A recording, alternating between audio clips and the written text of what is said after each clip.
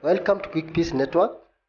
Today we are in Thika, and Thika is in Kiambu County. And we are going to visit a rehabilitation center by the name SMAK, run by a pastor. And for more information and stories, follow me. And remember to always like, comment, and subscribe. Thank you.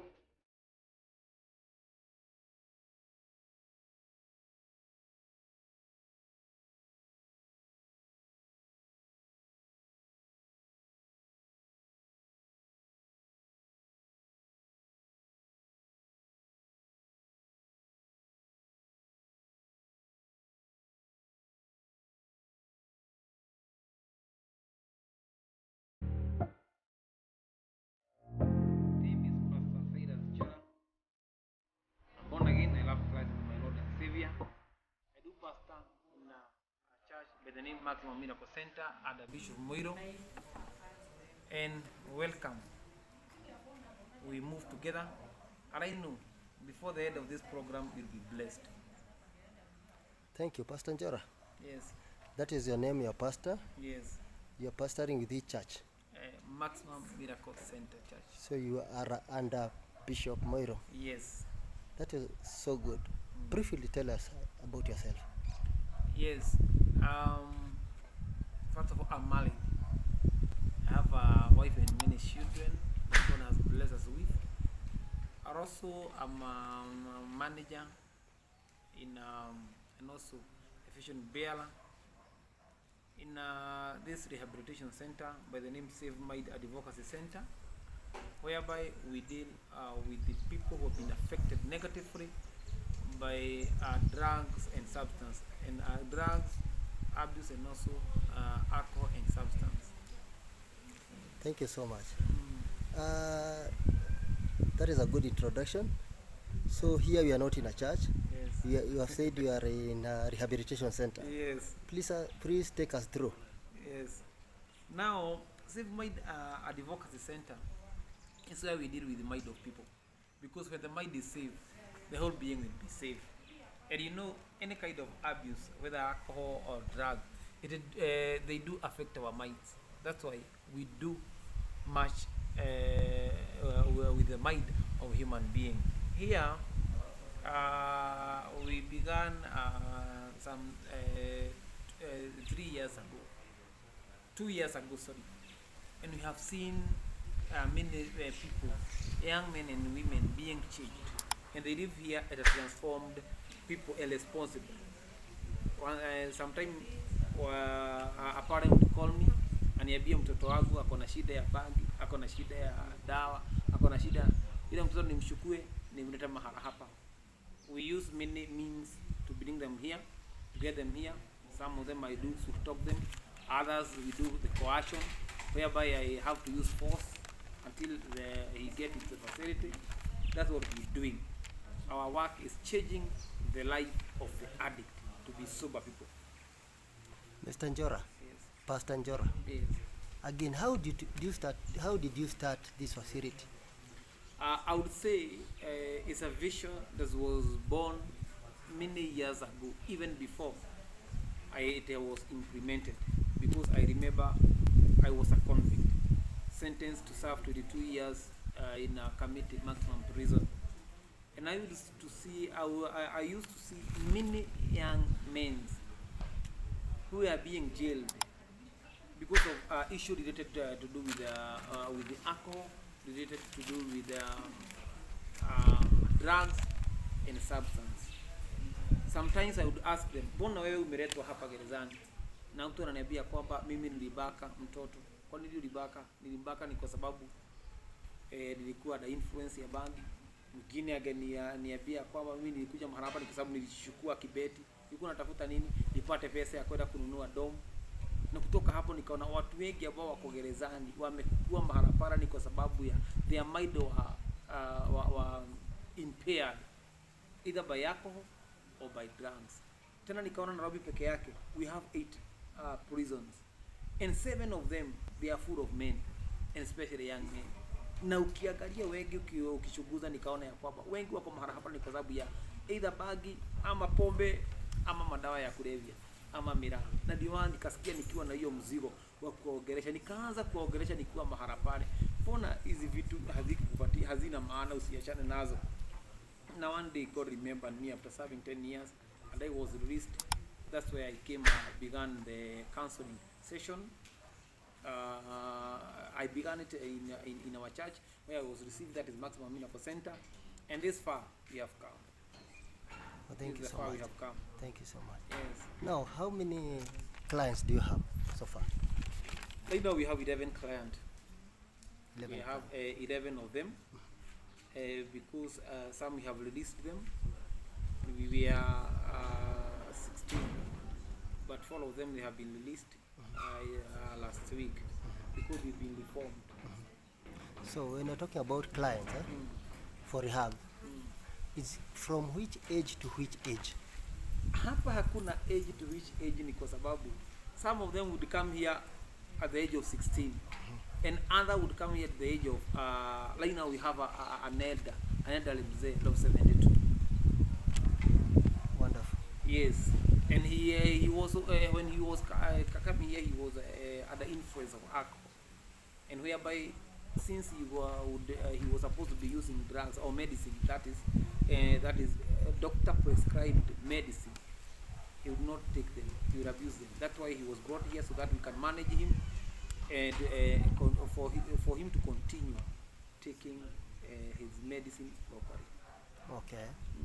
Now, what is your capacity? Ni watu wangapi uko nao unasaidiana nao kwa hii project? Kwa hii project. Yes, I have partners, because you can't do this alone. For sure, starting a rehabilitation center need a large amount, and that's why now I shared my vision with my friends. Like I have Kerry, Jerry, also my wife. I share with them the vision, and we began together. And this far we have seen what God can do. So far, briefly, what are the challenges that you are facing in running this facility? The challenges we are facing is many parents has their children who are suffering from addiction.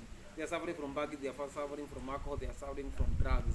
Unfortunately, whenever they call me, they don't have the money to pay for their children to be rehabilitated. And you see, as a pastor, nasikia niko na hiyo mzigo ambao ni wa kusaidia. Lakini wakati mwingine inashindikana, ni kwa sababu kabisa hauwezi weka mtu mahali hapa bila kumpatia chakula. Chakula lazima ununue. Mtu akiwa mahali hapa lazima aonekane na daktari immediately wakati ameingia. By the way, here we treat all kind of sicknesses. Magonjwa yote akikuja, apima magonjwa yote, yule daktari lazima alipwe. Na kwa hivyo hasa ile challenges ambao niko nayo ni kwamba sijaweza kuchukua watu wengi, nisaidie watu wengi venye ninafaa. Ni kwa sababu ya malipo ya hapa, na kusaidia mtu mmoja ni gharama. Mcheji mtu mmoja maisha yake ni gharama. Yote ndio challenges ambao tuko nayo. Pia mahali ambao tuko naona ni eneo ambao iko na majirani. Pia kuna majirani ambao hawapendagi sana wakati ambao wanaona baba mmoja iko na vijana kama 20. Kwa hivyo hasa pia hiyo ni challenge. Unasikia mtu anakubishia hapa na kwambia mbona huko kuna watu wengi hivyo. Anajua kabisa ni rehab. Hamwezi enda mahali pengine. Tutakuwa na challenges kama hizo. Tutakuwa pia na challenges wakati ambao kama hasa kuna wageni ambao wametutembelea. Ni kwa sababu mara mingi mgeni akija, hata akikuja kwako, anafaa mtriti kama mgeni. Hapa hatutaweza ni kwa sababu ile kazi ambayo tunafanya. Yes. Kitu kingine pastor, ningetaka kuuliza. Do you have a collaboration with the government or administration? The only collaboration we have with the government is where we went to seek for the registration letters and certificate, whereby you cannot start a rehabilitation without the notification from the government, because here the people lazima wagivisit mahali hapa waone nini. Kwa hivyo ile collaboration ambayo tuko nayo ni ya kwamba kama sasa wale ambao ni wa area, the administration wanajua tuko mahali hapa. In case an client apotee, we have to involve them. I have to go and report that I have a missing client in case of anything. So hiyo ndio tunasaidiana na serikali, lakini hakuna msaada mwingine watu wasaidiane. Ni kupatiwa tu barua ya kwanza hii kikao. Ni wakati tu mtu na hata ukienda kuripoti hawatakutafutia, ni kwa sababu hiyo ni kazi yako, lakini una report tu in case aende na huko jambo limtokee. Now tell me, kuna usaidizi wote ungetaka kwa serikali, kwa community? Ile usaidizi ambao ningetaka kutoka kwa serikali ni kama inaweza kutusimamia, kwa sababu kama jengo kama hili ni kukoboa, nimekoboa. Ninafaa kulipa 70,000 kila mwezi ni jengo. Na pia mahali hapa niko na wafanyikazi, niko na cooks, niko na residential counselor, niko na daktari, psychiatrist ambaye anaangalia hawa watu. Hao watu kama serikali inaweza tutusaidia tu ya kwamba kuna uwezo wa kuwalipa, tunaweza chukua watu mpaka bure. Ni kwa sababu ni watu, so many children are suffering from addiction, and no one who is there to help them. So tunaweza enda kuwasaidia kama serikali naye inaweza kutusaidia, kutupatia chakula, tupatie nini madaktari, kwa sababu serikali iko na madaktari. Kama pale Mathare kuna madaktari ambao wanalipwa na serikali. As they can assign zile rehab ambao ziko kama Kiambu County, wawili hivi wao wanakuja kuona wanini watoto wetu ama wagonjwa wetu, client wetu, na hiyo itakuwa ni msaada mkubwa sana. Kama saa hii maana hapa tunahitaji tanki za maji. Unaona, hasa lazima tuende kwa duka tukanunue, na hata pesa hata zenye unalipisha watu ni pesa kidogo. Sasa serikali ikitusaidia na vitu kama chakula, itusaidia na madaktari, itusaidia na vitu kama maji, at least tutaweza kumanage na kuchukua watu na pesa kidogo, ili ya kwamba tusaidie watu wengi. Kwa sababu it's a calling ya kusaidia watu wengi. Asante. Now pastor, what makes your facility, this facility, different from other facilities? What makes my facility to be different is that we do have, first of all, when a client comes, I will not only invite a psychiatrist, because a psychiatrist most of the time she or he only deal with the mind. We'll also bring a doctor.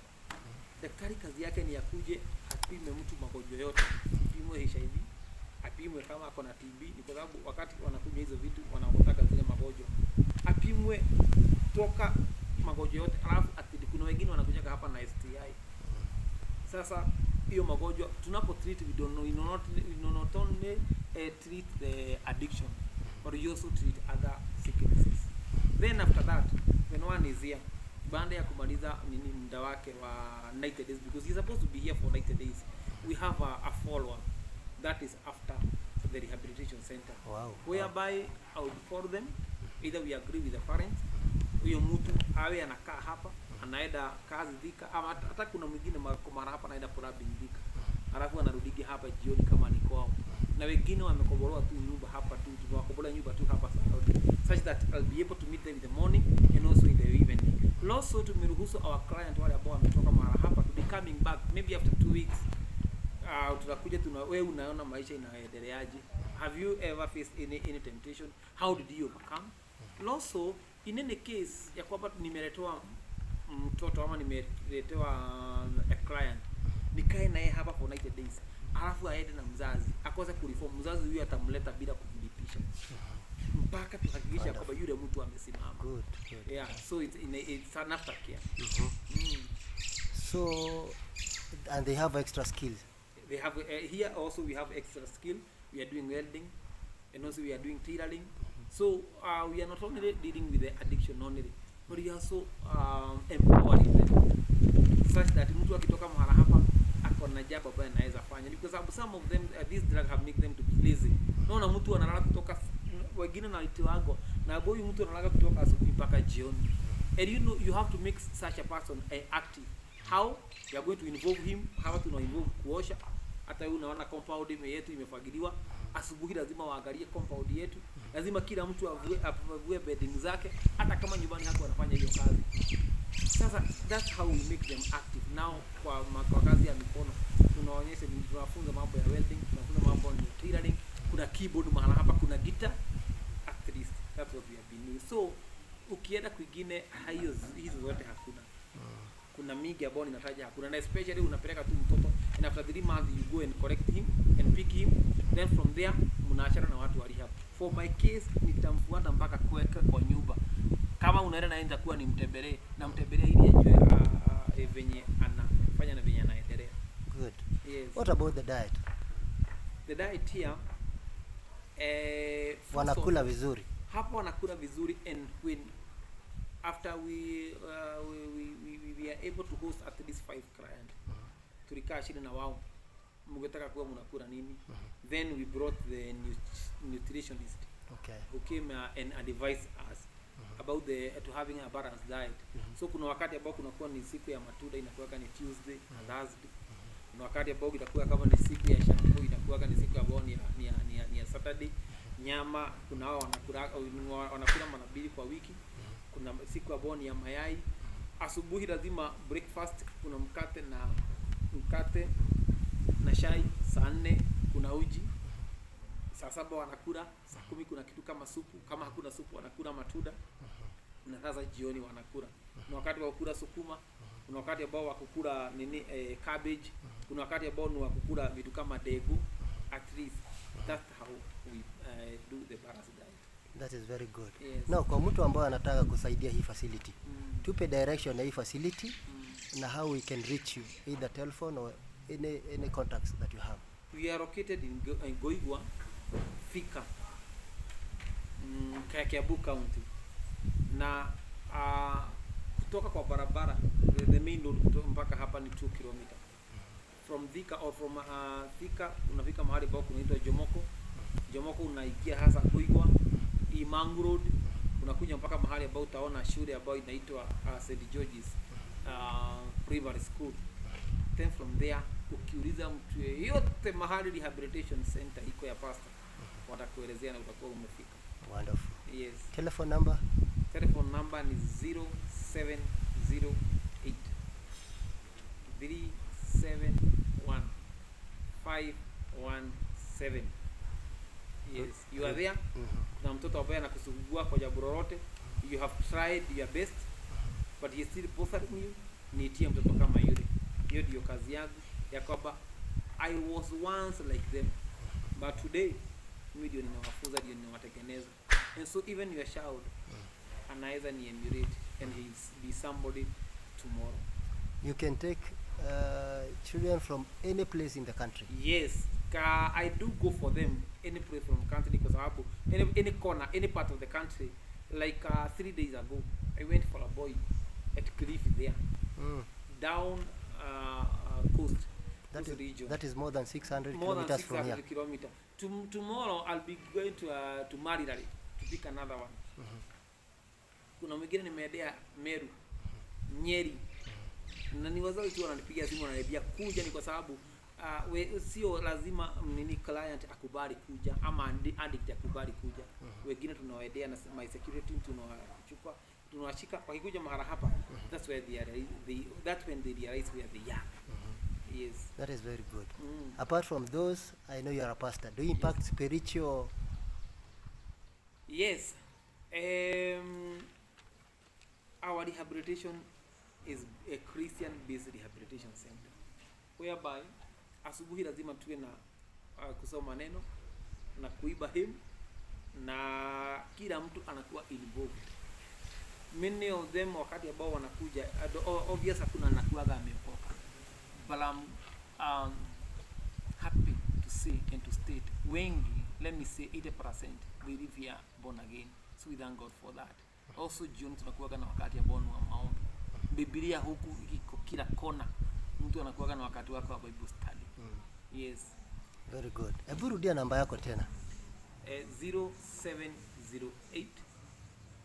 371 517.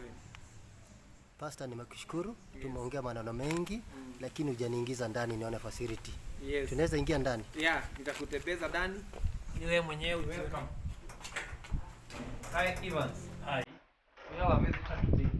Umekaribishwa sana. This is our city where our clients do relax.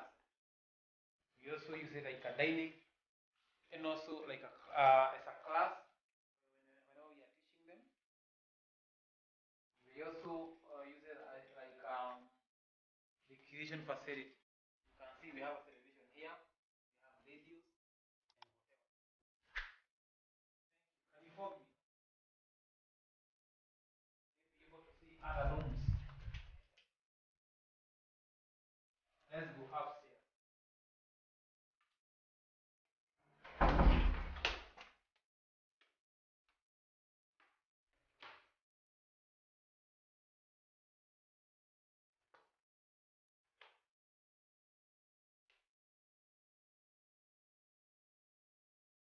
one of our bedroom.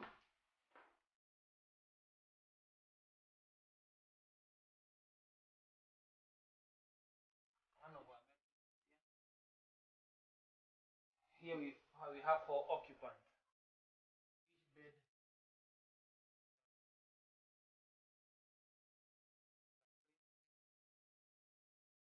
aeration. Our window are open. We have enough. The beddings are clean. It is well kept.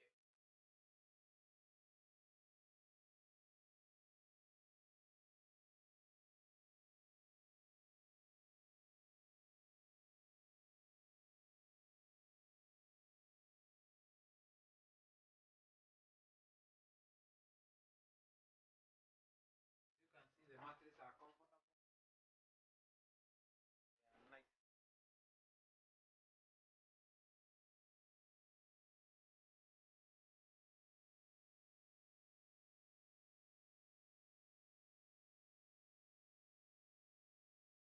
It's another bedroom here.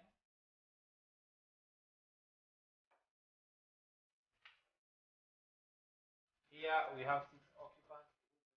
Bigger.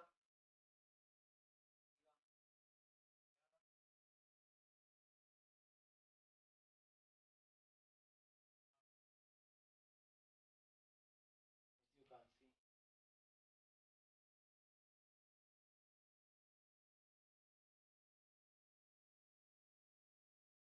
After that door, what do we have? It's a balcony, Okay. but unfortunately it's locked. Okay. It's locked. It's a sideboard where they cook their clothes.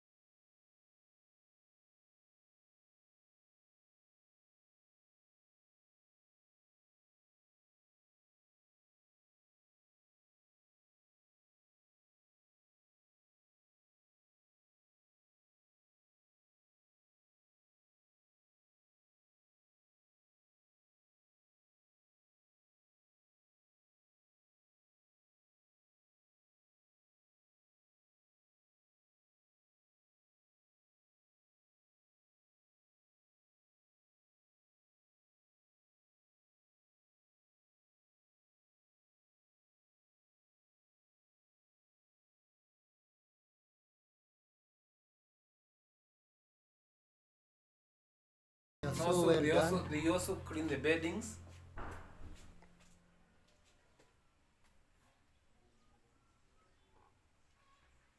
Yeah, we have ceilings.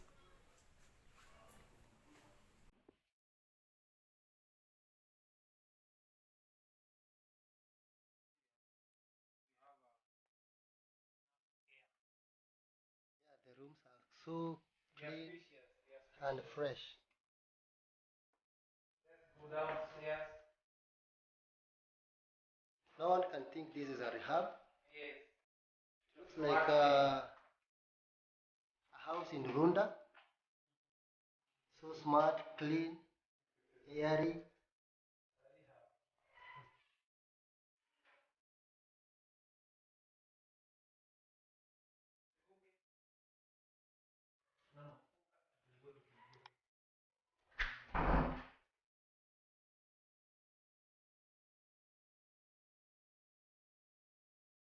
Now we are entering our kitchen, where their food are being prepared. Also, we have a store here. There's rice there, there's flour, there's sugar, bananas are there.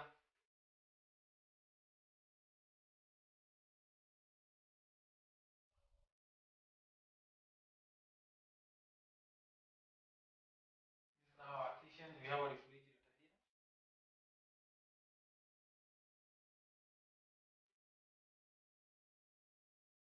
As you can see.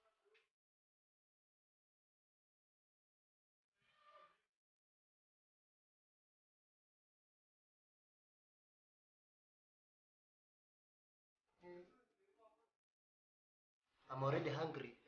We have seen meat. This is And a meat, fresh one. chicken. Yes. Because yesterday we slaughtered a goat.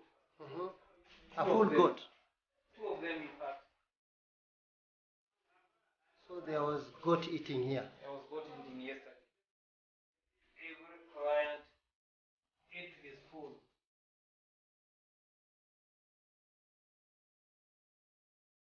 This is very spacious kitchen, Yes, and very good.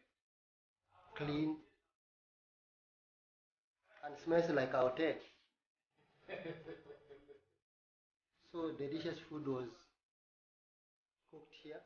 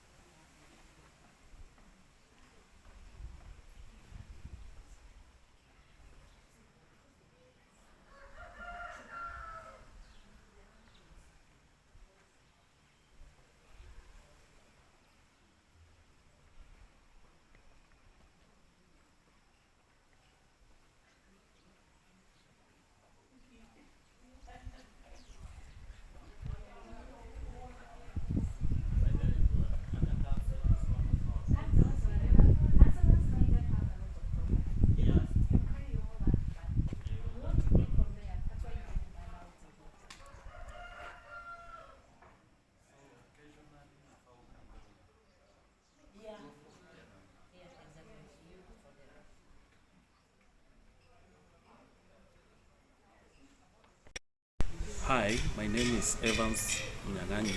I am a recovering alcoholic and also an addictions counselor.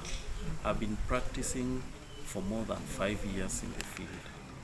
I have passion working with people recovering from substance abuse because of also the experience that I went through.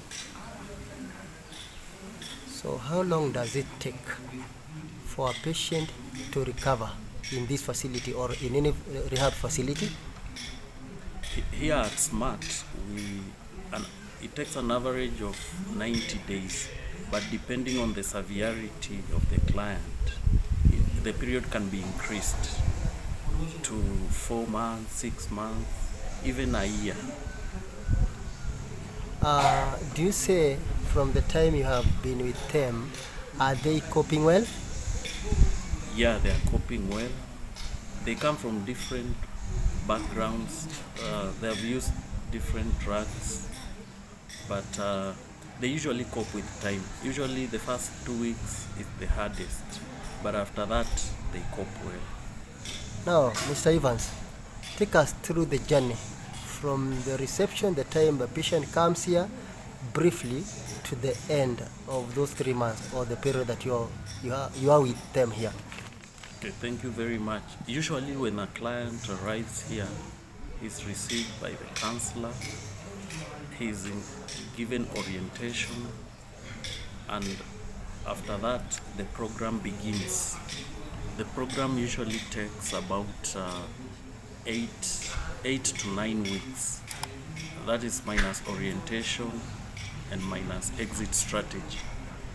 Usually the client goes through the 12-step program, psychotherapy, individual counseling, and life skills. We take them through that eventually so that we can get a holistic person. Holistic meaning physically, socially, mentally, and emotionally. The person should be well in all those areas.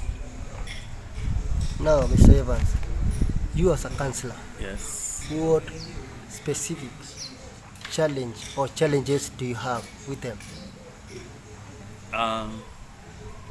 The first challenge is that the nature of those clients, they are usually manipulative and they are always in denial state.